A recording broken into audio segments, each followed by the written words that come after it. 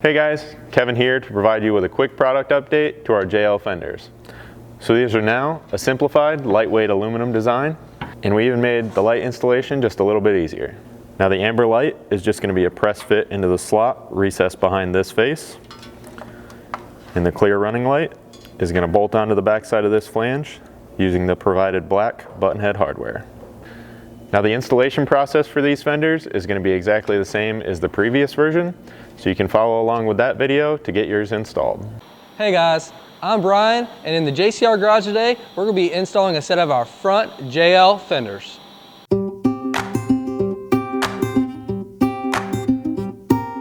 The first step is going to be removing the stock inner and outer fender. Once you're down here inside the wheel well of the Jeep, you're going to remove these two 8mm bolts and two 10mm bolts.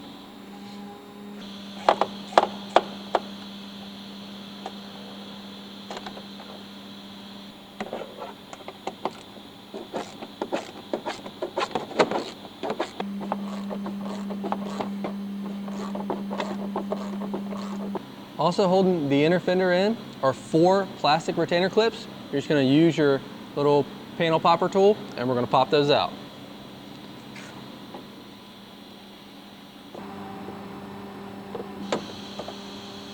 You also have these plastic retainers along the fender here that hold the inner fender on, so you just got to pop those out as well.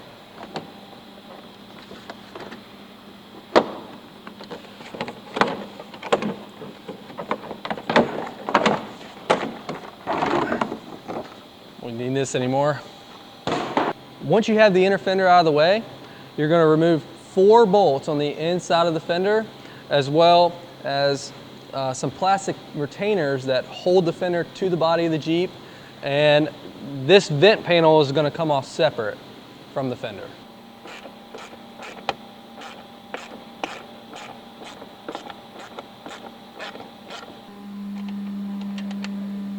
The time to remove this fender, you can start by working at one end and working your way to the opposite end. If it's giving you trouble, you can very easily get down between the fender and the Jeep with a pry tool, just to be careful not to scratch your paint.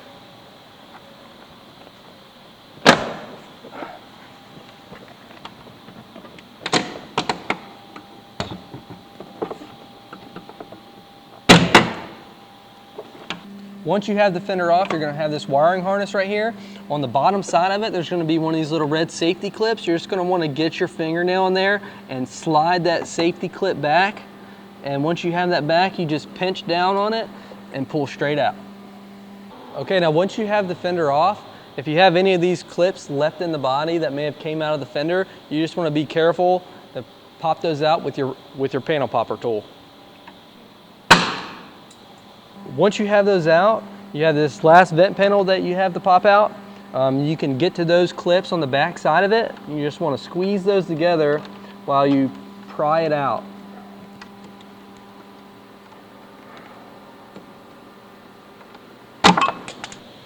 At the bottom here, you also have this little plastic piece right here that was part of the fender. There's 2 plastic retaining clips that hold it on. Most of the time you can just pry it straight forward and it'll come straight out.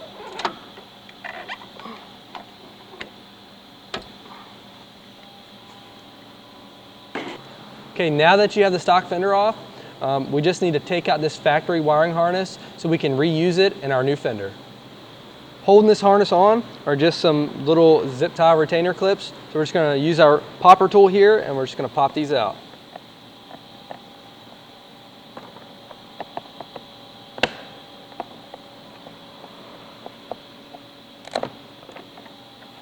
Okay, now for this, you just need to cut this harness pretty much anywhere in this general vicinity. So we're just going to take our snips down in here and snip them just like that.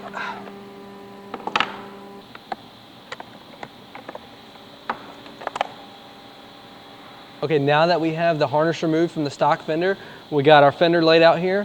I'm going to show you guys how to install some of the lights on the brackets. We're going to start by installing this LED light on the LED light bracket. First thing we're going to do is we're going to run these wires through the center part of this bracket.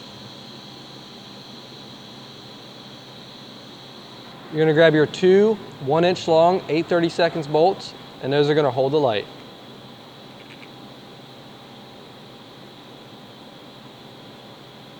You're going to want to grab your 3 30-seconds Allen head wrench and your 9mm open end wrench, and we're going to use these to tighten the light down in the bracket. Be sure not to tighten them down all the way, that way you leave some room for adjustment once you have them in the fender. Once you have your light in your bracket, you're going to want to get your 2 1/2-inch long 10/24 bolts, and these are going to hold the bracket in the fender.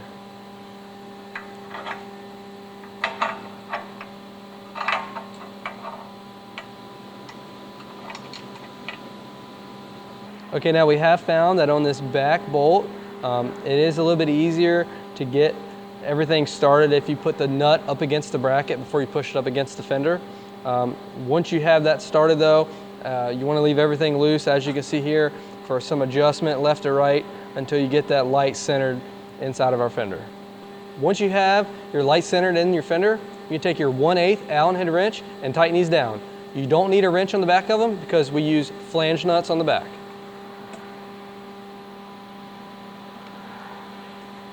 Next up, we have our 3/4 inch round LED light and our 3/4 inch round LED light bracket. With this bracket, they are different from left to right. You do want to install this one like so, with this bend towards the front of the fender. Once you verify you have the right side, you can take your LED light grommet, pop it through this bracket,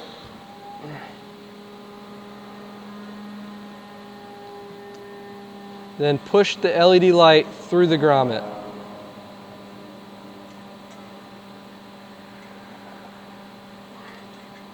Once you have your LED light through the grommet, we're going to use our 1/2-inch 10/24 bolts to retain the bracket.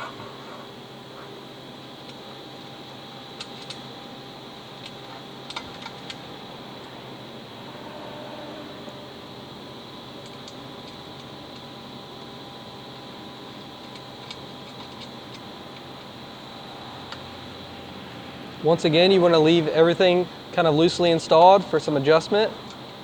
Once you get the light where you want it, you can use your 1/8 inch Allen head to tighten them down.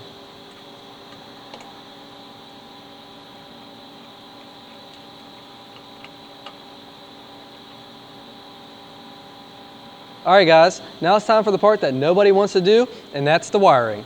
Keep in mind that the current model Jeep that we're working on is a Sport, so if you have a Rubicon or another submodel, the wiring may vary a little bit, but it'll be mostly the same. First thing we're going to do is we're going to run the factory harness underneath this bracket in our new fender. We're going to start by wiring up the grounds. Keep in mind that on this 3/4 inch round LED, the ground is actually the white wire. So we're going to take the black wire coming off our running light and connect it to the white wire coming off our 3/4 inch LED. We're going to kind of twist those together. Put our connector on.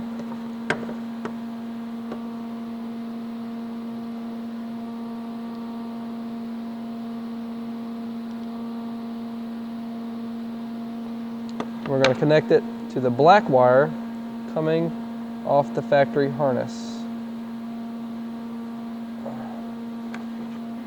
Next, we're going to connect the red wire coming off our running light to the white wire with the orange tracer coming off the factory harness. After that, we're going to connect the black wire coming off our daytime running light to the white wire with the brown tracer coming off the factory harness. Wiring it up this way will allow this 3/4 inch LED to act as a turn signal and a running light. And then last, we're going to connect the red wire coming off our 3/4 inch LED to the white wire with the green tracer coming off the factory harness. And now you can use your heat source of choice to shrink the heat shrink. Me personally, I like to just use a regular lighter. Of course, we'll just go back and we'll clean this up with some electrical tape.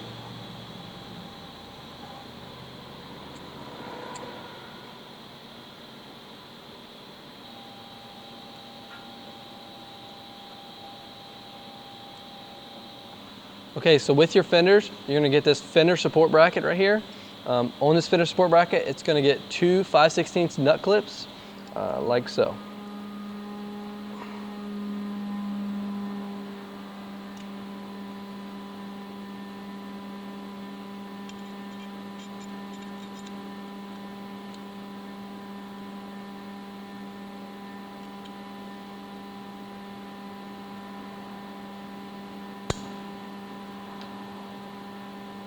sure they kind of pop into place just like that. Inside the wheel well here, you're just gonna pop off this little wiring clip right here to get it out of the way.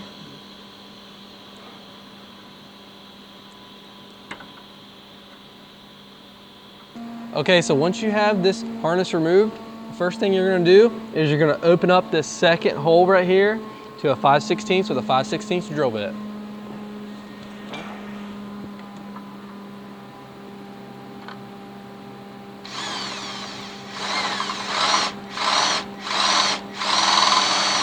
Once you have that bottom hole drilled out, the next thing you want to do is temporarily install this fender support bracket lining up the 3 holes.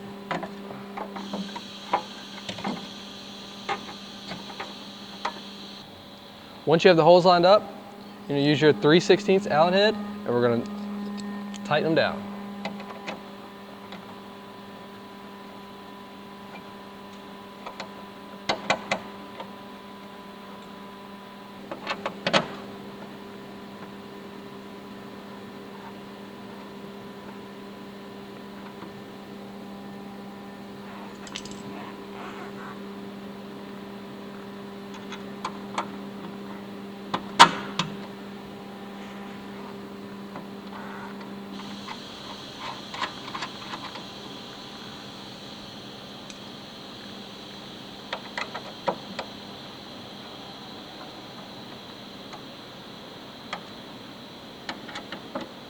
Once you have these 3 bolts started, the next thing we're going to need to do is drill out this hole right here with a 5/16 drill bit.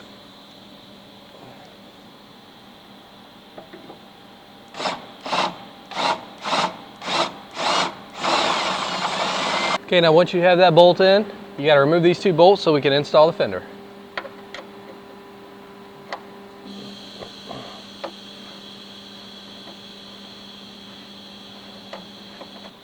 Now that we got the lower support bracket installed, the next thing we're going to do is we're going to plug in the factory harness back into the plug. Just going to push it in until it snaps and then lock it in with the locking tab.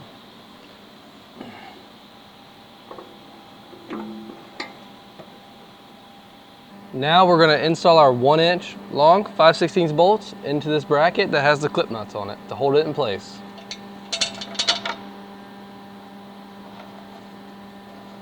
It definitely helps to have a second set of hands when installing these fenders. We went ahead and installed these 2 right here where this bracket's at that has the clip nuts on it to hold the fender up for us, as well as this lower one right here. We're going to get the rest of them installed with the exception of these 2 bolts right here, which are going to be installed when we install the second bracket.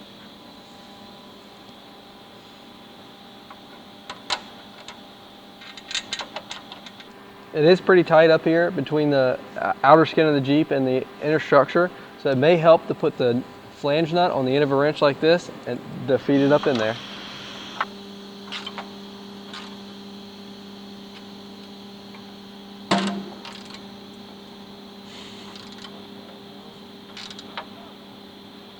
Okay, so next with this kit, you're going to install this last bracket. You're going to install these clip nuts right here on the larger round holes on this bracket. So you want to loosely install all these bolts holding this fender on. Once you have that completed, we're going to temporarily loosely install this bracket right here using these 1-inch long 5/16 bolts that we provide.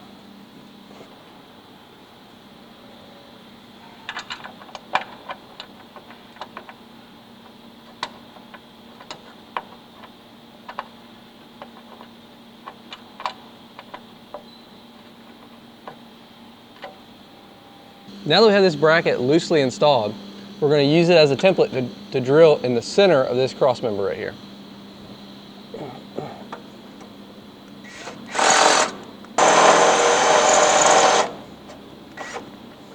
So now that we got our holes drilled, we're going to take this bracket back off so we can open up those holes with a 17/32 drill bit.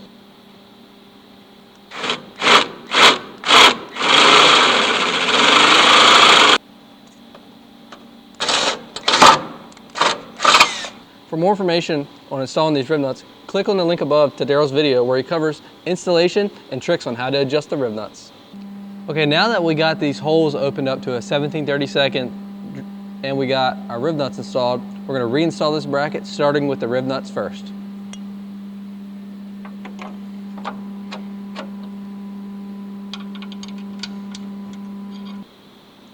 Once you have these two started, you want to leave them only threaded in about halfway, and then now we can reinstall these upper bolts right here, utilizing these 1-inch long 5/16 button head bolts.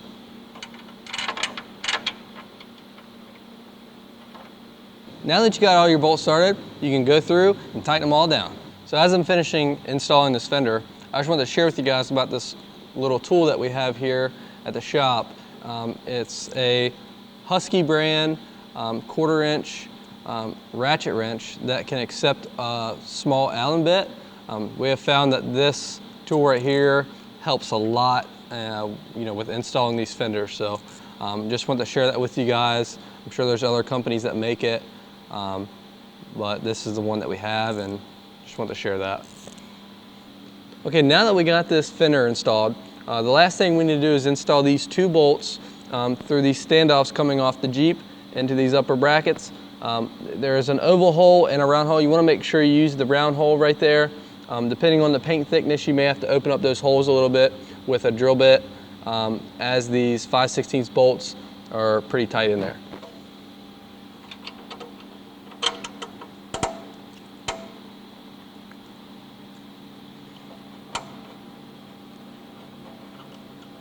Now that you got them both started, we can tighten them down.